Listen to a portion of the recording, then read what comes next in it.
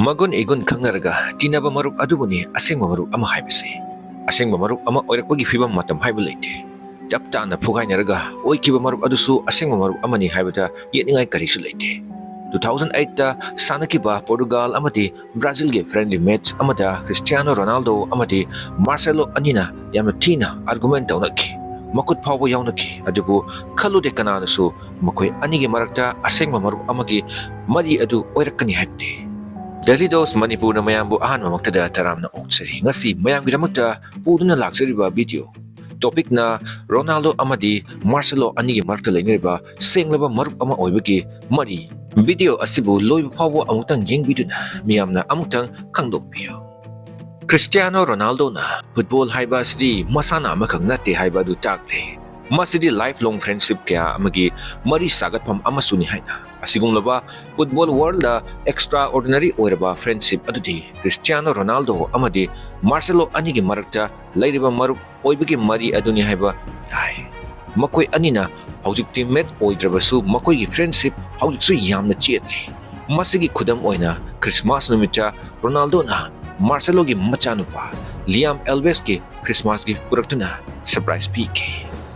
Chahi mapan chupna Marcelo amadi Cristiano Ronaldo na Real Madrid ki damak thawai haksang yauna sanaminaki. Ronaldo na drift tawduna puslakpa ball Marcelo na katay da pastor kani haiba exact mapam adusu khangi. Mataw asumna makoy anina match kaya ama may pakanki.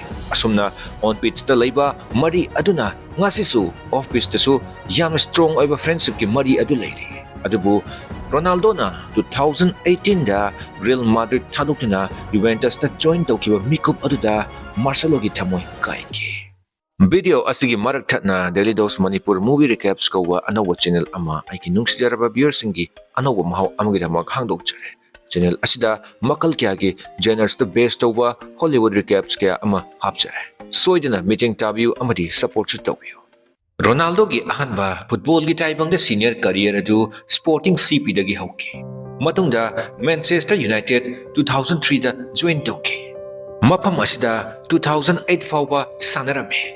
Matam adu 2009 ni Ronaldo na yamna chawba khongthang ama oina Manchester United gi Real Madrid da transfer dorki. Adubu kanana su khalude. Real Madrid ki transfer asina Marcelo amadi maka punsi gi oiba lifelong friendship ama oirakani haibdi. Asengba marup haiba asidi mapam matam haiba leite haiba sigi khudam ama oire mabanina. Matam aduda Brazilian left back Marcelo di Real Madrid sahi ani hanana sanaramle.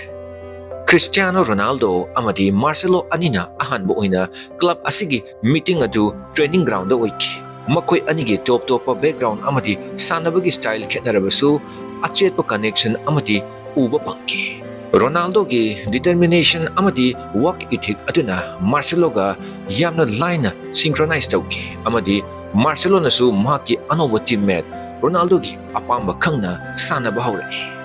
Matam gi matungina makoi anina punna training tawminaba amadi punna match kya sanaminaba aduna on field gi chemistry da legends amagi sakhom lawrani. Marcelo gi left back position da ningtizana sanaduna Ronaldo gi goal sanbagi power aduda hena du mating yamna pangki. Fencing gi yamna memorable oiraba makoi anigi moment sing aduda Ronaldo gi yamna crucial oiba goal kaya amada Marcelo gi assist kaya ama yauki. Masina true friends anigi marakta unique oiba understanding amadi sharing adu utli. Makoi anigi mari asina football kag natana on amadi off pitch taso yamna genuine oiba camaraderie adu utli. Fencing gi yamna memorable oiraba makoi anigi moment sing aduda Ronaldo gi yamna crucial oiba goal kaya amada Marcelo gi assist kaya ama yauki. Masina true friends anigi marakta unique oiba understanding amadi sharing adu utli. Makoi anina celebration tawbagi maong aduda kalaktaba sanaro leramgani haiba tazude. Ronaldo amadi Marcelo anigi partnership asina Real Madrid ki oina mai pakpa kya ama purki. Makoi anina La Liga titles, Copa del Rey victories amati yamna maru oiba trophy ama oiriba UEFA Champions League trophies ahumlag tangna na 2016 dagi 2018 pawbasu lawwa ngamki. Asigumlaba mai pakpa mayam asina makoi ani si football legend ama oina khangnaraki amadi masida natte Ronaldo amadi Marcelo anigi marakta unbreakable bonding amasu lerake. Makoy anigi true friendship asina atopa teammates amadi football fans kaya gi inspiration amasu oinari. Adubu hainaba aduni. Afaba nungaiba mikup kudimak aroiba pungja amadi soidna laigani hain. Mikup adu Ronaldo amadi Marcelo anigi manakasu thungnare. 2018 da Ronaldo na Real Madrid thadokuna Juventus da transfer chawbagi khongpam aduna Real Madrid ki oina mahut sinba yararoidaba mafam ama lehokki. Ronaldo ki departure aduna makoi ki team gi kagnatana Marcelo gi thamoidasu ahoba ma lehokki. Matang asida somgi punsida asigumba thaudok lerabadi soidana comment drop tawsinbiram amati viewersing desu soidana tambiyo. Marcelo na maki club football ki journey da awa noi kya puna share tawmina duna lakhiba Ronaldo na club thadokibada thamoyan mathina kaiki. Marcelo na field sanaba matam desu maki Marup Ronaldo yaudabagi ahoba du pauki.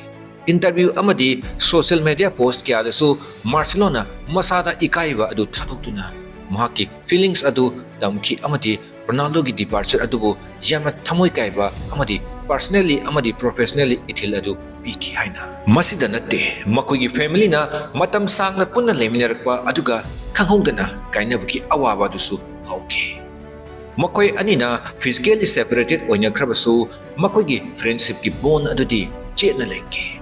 Makoi anina social media da memories kya ama join share tawne amadi utli fencing da makoi ani ki friendship adu aujiksu lengdri haiba.